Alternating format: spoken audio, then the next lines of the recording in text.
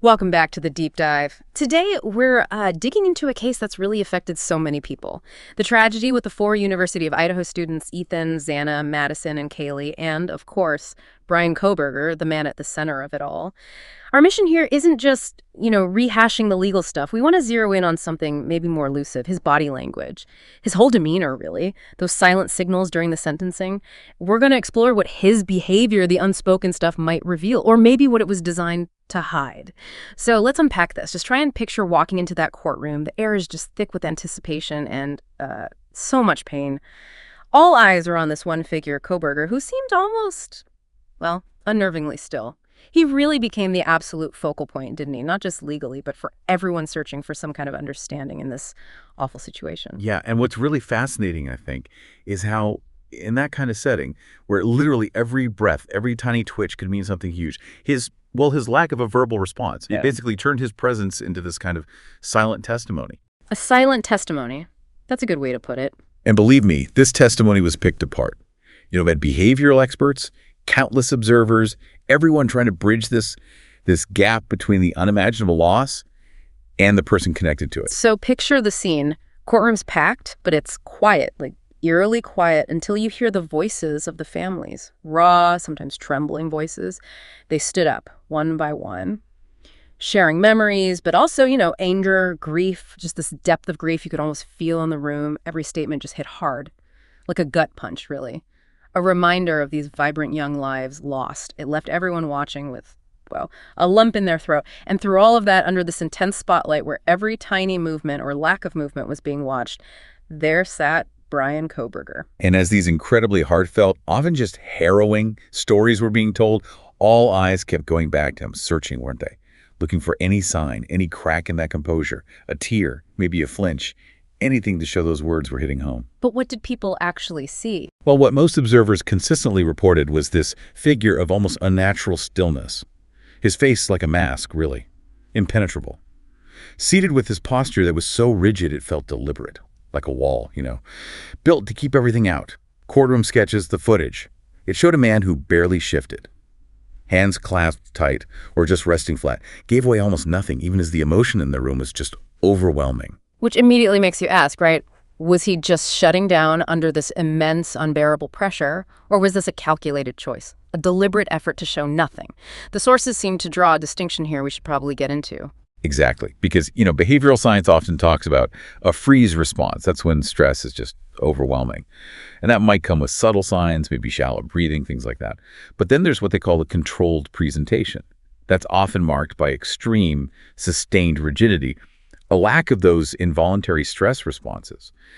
And Kohberger's sort of unwavering posture, his consistent lack of visible reactions, even when directly confronted, it led a lot of analysts to lean towards that second interpretation. The controlled presentation. Yeah, though, definitive proof of intent. That's always elusive in these situations. Okay, so he's largely unmoving.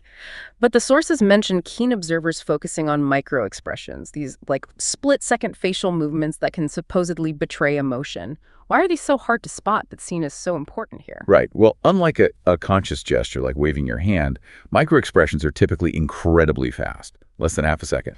And they're automatic, involuntary, which makes them really hard to fake. So they're often seen as this tiny window into someone's true, unfiltered emotion. And did they see any with Kohberger? There were mentions. Things like a slight tightening around the eyes when a particularly sharp statement was made, or a fleeting jaw clench during really intense moments. Some analysts also noted times where his breathing seemed to quicken just a tiny bit, almost imperceptible unless you were really, really looking for it.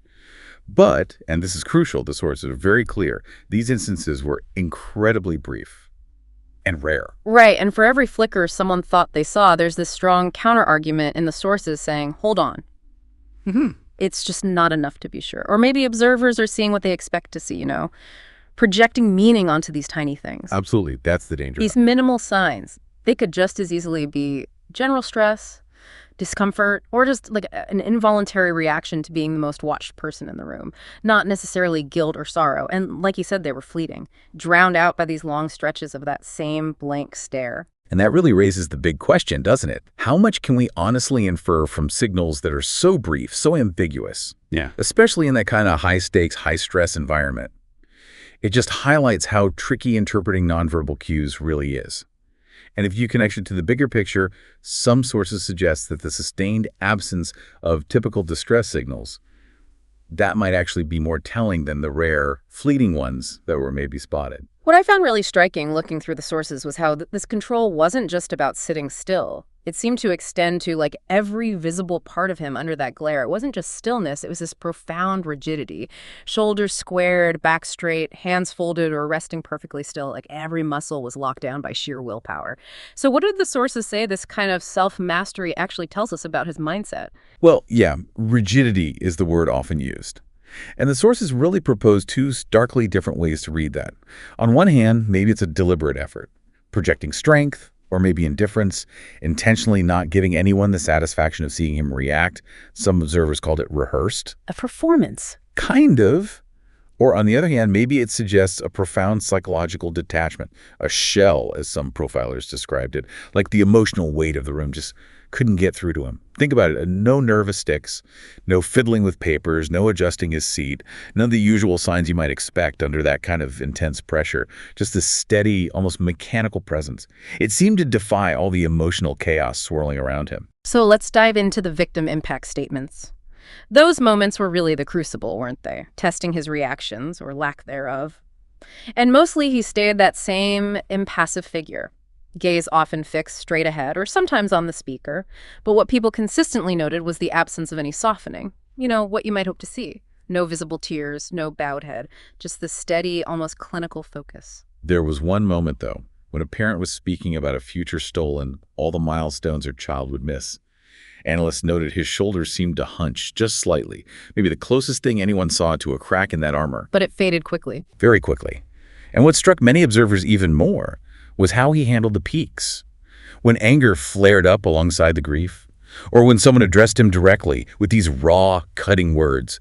In those really charged seconds when you might expect someone to flinch or look away, Kohberger often maintained that same locked-in focus, almost like he was absorbing it rather than reacting to it. Some noted that during one particularly emotional plea, his blank rate might have picked up for a split second, a tiny physiological sign maybe. Some read it as discomfort or intense processing. It's this constant back and forth of interpretation that makes this so compelling, isn't it? Every statement felt like a chance for some humanity to show through, yet the overwhelming impression was just this wall that wouldn't budge. And as we try to peel back those layers, those silent signals, we start moving into territory that's, well, it's as unsettling as it is uncertain, trying to guess what might be going on inside his head. Some analysts cited in the sources floated theories that are, frankly, hard to wrap your head around, suggesting that certain behaviors like maybe a slightly raised chin or that unwavering stare during the absolute most heart-wrenching stories could hint at something like pride, or even, disturbingly, a kind of enjoyment in the suffering being expressed. Now, we need to be really clear here. The sources present this as speculation, right? Not fact. Absolutely crystal clear. This isn't presented as fact anywhere. It's speculation, maybe whispered among those trying desperately to decode someone who just seems to operate on a completely different wavelength than most people can comprehend. They point to specific moments where, for everyone else in the room, a family member's grief just hit this raw nerve. Yet Kohberger appeared almost riveted, like he was soaking in the impact, almost like he had a front row seat. His focus seemed to sharpen, not shy away when the pain was most exposed. Instead of that natural recoil you'd expect, there was almost this pull towards it, a fixation that struck some as deeply unnatural for the situation. And if we connect this back to the bigger picture, these interpretations also bring up critical questions about how much we can ever really know just from watching someone in such an extreme high-stakes situation. Behavioral experts consistently warn that courtroom stress, the sheer need for self-preservation, or even a deliberate strategy can effectively mask true feelings. It's a performance end in many ways. So with Kohberger, that core debate just keeps going. Is this apparent lack of empathy, a genuine void? Or is it a meticulously crafted shell designed to hide whatever storms might actually be raging underneath? Something else emerged as the statements went on, a pattern that observers started picking up on. A difference, apparently, in how he seemed to respond based on the gender of the person speaking. Can you walk us through that? Yeah, it was Quite peculiar, according to the analysts. When women took the stand, often pouring out their grief, voices thick with emotion, he often appeared more engaged. Maybe his body subtly leaning in or his gaze locking on with an intensity that felt, to some, almost personal. Analysts pointed to specific instances where his posture seemed less guarded, almost attentive. Okay, and how did that contrast with when men spoke? Well, when men spoke, especially if they had a harder edge, maybe defiance, anger, a direct challenge in their tone, the vibe seemed to shift.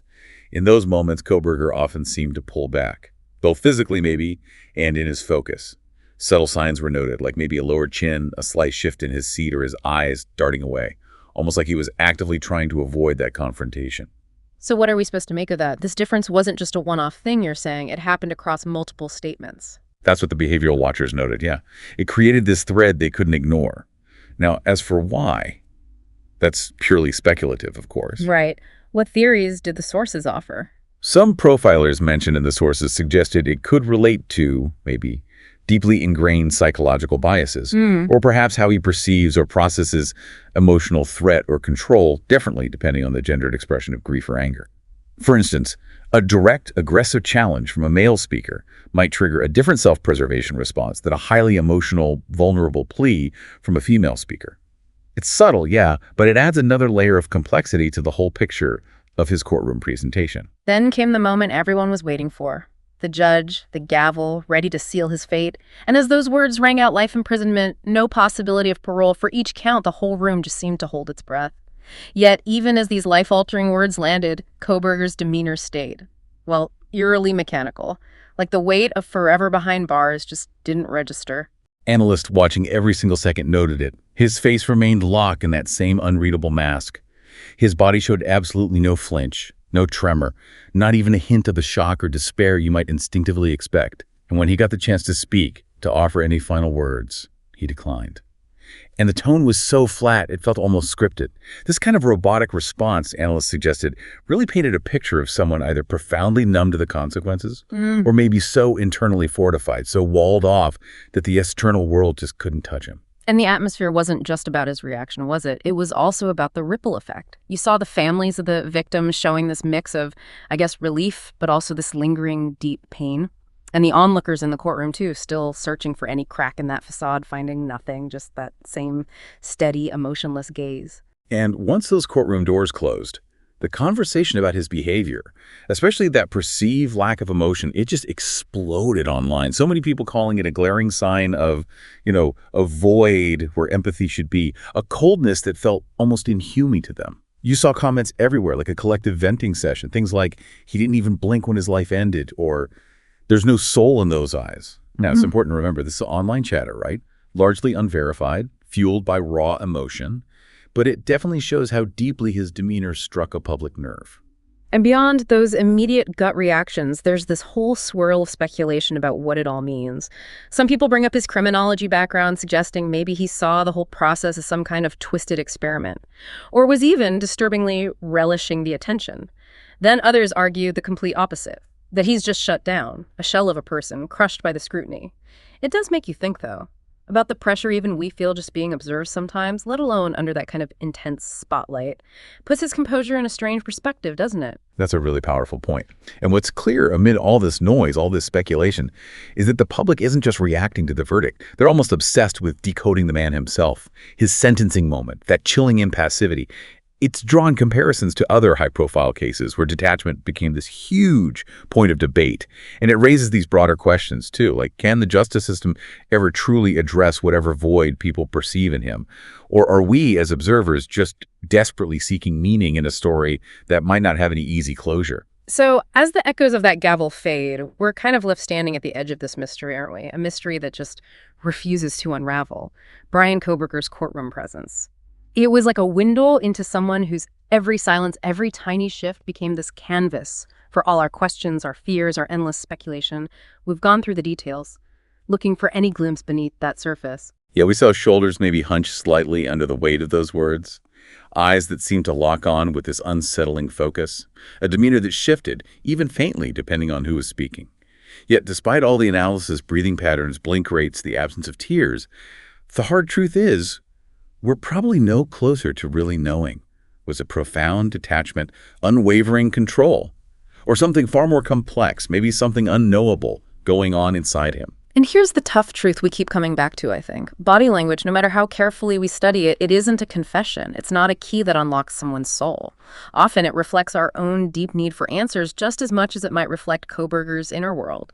Are we seeing a man seemingly stripped of empathy, or someone whose emotions are just buried so deep, or maybe are so foreign to us that we inevitably misread every single cue? It really remains this enduring, unanswered enigma. And I think it's worth asking ourselves, why does this matter so much to us? Why are we so drawn to search for meaning in every microexpression, every unanswered glance? Is it maybe a hope to understand something that feels incomprehensible? To find some thread of shared humanity in a story defined by such terrible loss? Or is it simply trying to make sense of a world where tragedies like this can't even happen? This conversation, it doesn't end with the verdict, does it? It lives on. It lives on in the memories of those four young souls, Ethan, Xana, Madison, and Kaylee. It lives on in the incredible strength of the families who stood up and spoke their truth. And it lives on in our collective enduring need to keep searching for light, even when we're looking into the darkest corners of human experience.